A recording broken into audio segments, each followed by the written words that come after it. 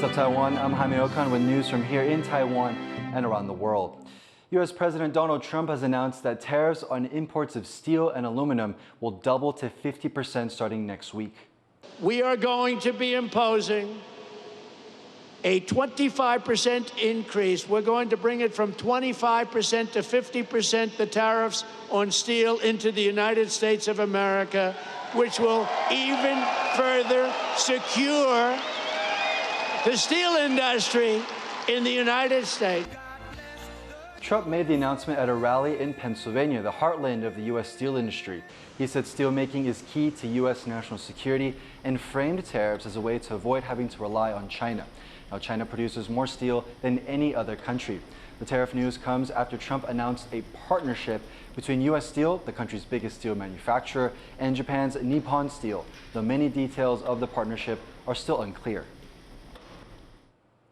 Bloomberg has reported that TSMC is considering building a factory complex in the United Arab Emirates. The complex would reportedly include 6 factories, but sources told Bloomberg that the project would need approval from the U.S. officials. This would be TSMC's first facility in the Middle East. Apart from Taiwan, it has moved to open plants in the U.S., Japan, and Germany. U.S. Secretary of Defense Pete Hegseth has warned U.S. allies against China's military threat. Hegseth was speaking at the Shangri-La Forum in Singapore. This is Asia's biggest security forum and an event that attracts defense officials, top military brass, diplomats, and others from around the world. China's delegation was smaller this year, and its Defense Minister Dong Jun was notably absent. Hegseth said that China's military could pose an imminent danger. It has to be clear to all that Beijing is credibly preparing to potentially use military force to alter the balance of power in the Indo-Pacific. We know, it's public, that Xi has ordered his military to be capable of invading Taiwan by 2027. The PLA is building the military needed to do it, training for it every day, and rehearsing for the real deal. Hegseth said any attack on Taiwan would be devastating for the world and that U.S. allies in Asia should increase their defense spending. Police in Seoul have arrested a Taiwanese man for filming inside South Korea's National Intelligence Service building. South Korean authorities are now looking at the man's phone and deciding whether to issue a formal arrest warrant.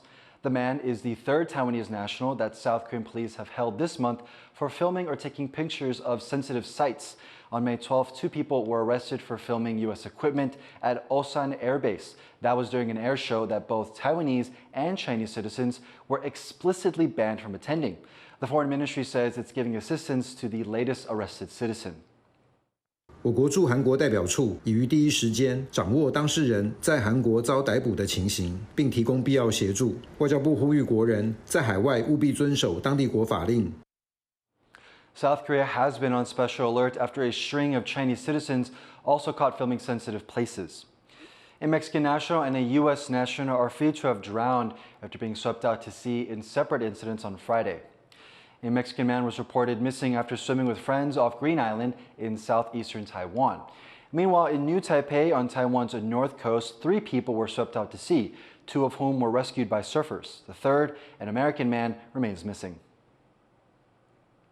The driver in a fatal New Taipei car ramming last week has died of his injuries, police say. The collision into a busy intersection killed 3 people, including 2 children.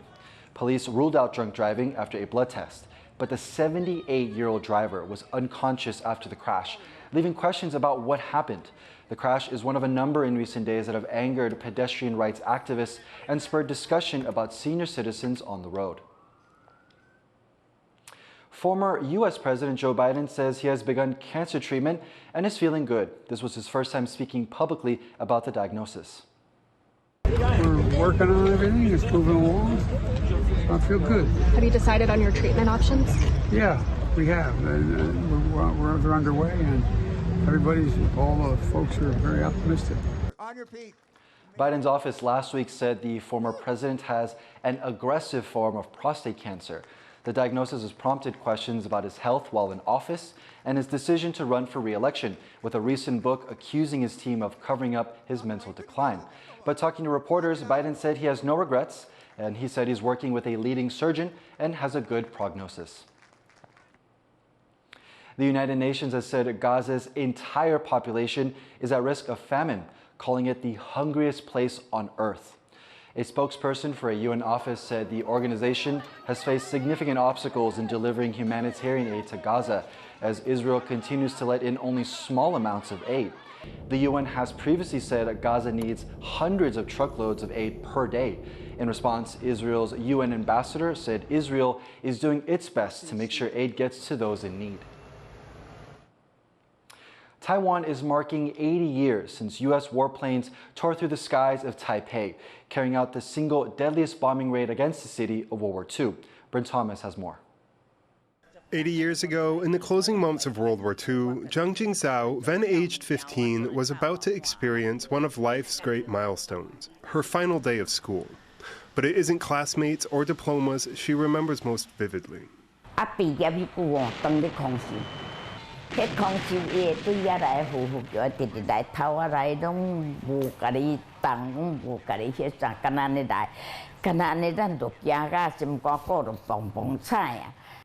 The May 31st, 1945 air raid on Taipei was the worst to hit Taiwan during the war. The island, then a colony of the Japanese Empire, was a key strategic hub in Japan's war effort. Japan had occupied Formosa, Korea, and part of China. Taiwan plays a fundamental role in both trade, and due to its kind of maritime crossroads as one approaches Southeast Asia, of course, and it also plays an important military hub as the war expands from the late 1930s, but then really with the Pacific War in the early 1940s, because the majority of many ships will travel through that area. The Allied air forces began bombing Taiwan in earnest in 1943, but early raids were sporadic, mostly carried out by smaller carrier-based planes with light payloads targeting industrial areas. Zhang Jingzhao could see and hear them from as far away as Xindian in what is now New Taipei. They were hitting hard all over the map, all around the clock.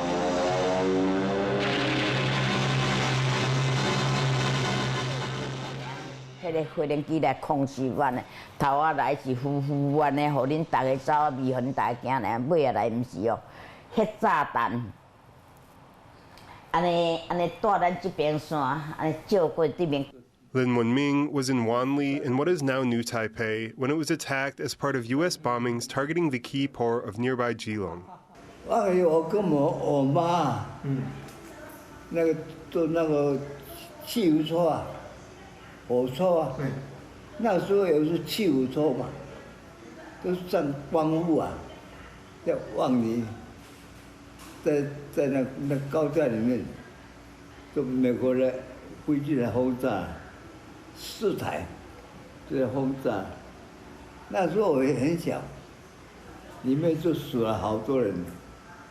In May 1945, with Germany defeated, the U.S. turned its full might towards the Empire of Japan. On the final day of May, 117 heavier B-24 bombers left the recently liberated Philippines bound for Taipei, where they met almost no resistance.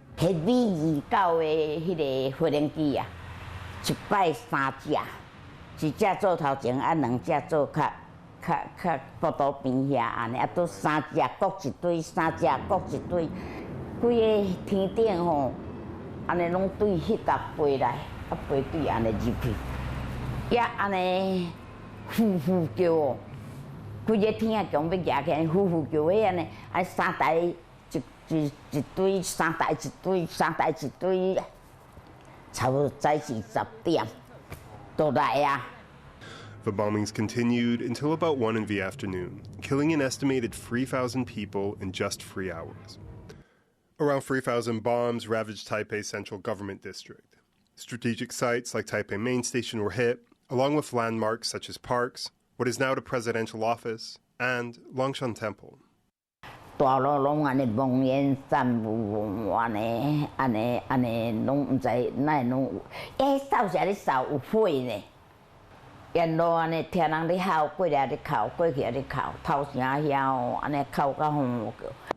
The bombings brought the city to a standstill, driving home the fact that by May of 1945, the tide of war had turned firmly against the Japanese Empire. Taiwan certainly felt the effects of the war. There was significant Allied bombing at various points in the war on Taipei and other cities, which essentially were considered to be under Japanese occupation, or at least part of the Japanese empire. Sources differ, but around 5,000 civilians in Taiwan were killed in air raids during World War II, most of them on May 31st.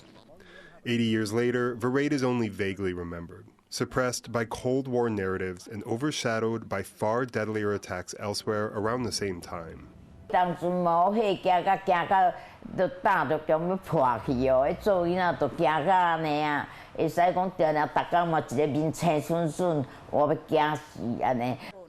Jinzhao still lives in Xindian in a small home surrounded by her children and grandchildren. Lin Wenming spent his life painting before retiring to Hualien. Their lives have spanned empires, republics, and generations, but the bombing of Taipei is something that they'll never forget. Ryan Wu, Ed Moon, Jeffrey Chen, and Bryn Thomas for TaiwanPlus. An unmanned boat drone has been found after going missing for several days. The vessel, developed by Taiwan's Thunder Tiger technology, lost contact on May 27th during a test of its stealth capabilities off the coast of Hualien in eastern Taiwan. It was spotted off the country's northern coast on Friday. Some people had mistakenly believed the vessel was intended for military use, as it closely resembles the company's Sea Shark 800 drone, which can carry explosives. The military has shown off its CH-47 Chinook helicopters with a special training exercise held in front of news cameras. John Van Triest takes a look at just what these helicopters can do.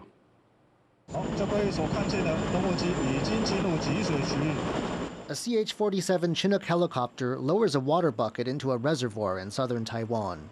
Though these military workhorses are most visible around National Day in October, when they hoist the national flag over Taipei, on this occasion the military is showing off the sorts of tasks its fleet of 8 CH-47 Chinooks performs for the rest of the year. One of its duties is hauling water in buckets like these, some holding up to 5,000 liters at a time. Taiwan does have occasional forest fires, and the ability to haul so much water made these helicopters invaluable during disasters like the 2021 Yushan fire. The crew doing a mock exercise for news cameras makes it look easy. But just attaching a load to the helicopter's underside takes practice and a coordinated effort. 我们会用口令引导，向前5、4、3、2、1，或者是如果超过勾接位置的话，会再引导飞机向后，然后以利勾接人员能够顺利勾接。 Though used till now in peacetime, the military says these helicopters are prepared for combat duty as well, both as logistical support and on the front line. 我们会协力地方的部队来执行油料及弹药的运补、伤患后送及战场搜救等任务。我们可以搭载武装兵进入指定的地区实施空中突击作战，更可以配合特战部队实施高空渗透。 The military hopes this demonstration will show its readiness whenever duty calls, for firefighting, for rescue, and even for war. Leon Lien and John Van Triest for TaiwanPlus. Thank you for watching What's Up Taiwan. You can visit the TaiwanPlus website or follow our social media for more stories from Taiwan and around the world. Finally, take a look at this fancy purple-pink diamond from the 18th century that once belonged to the daughter of the French Queen Marie Antoinette. It's going to go up for auction at Christie's in New York in June. I'm Jaime Ocon. Take care, and we'll see you next time.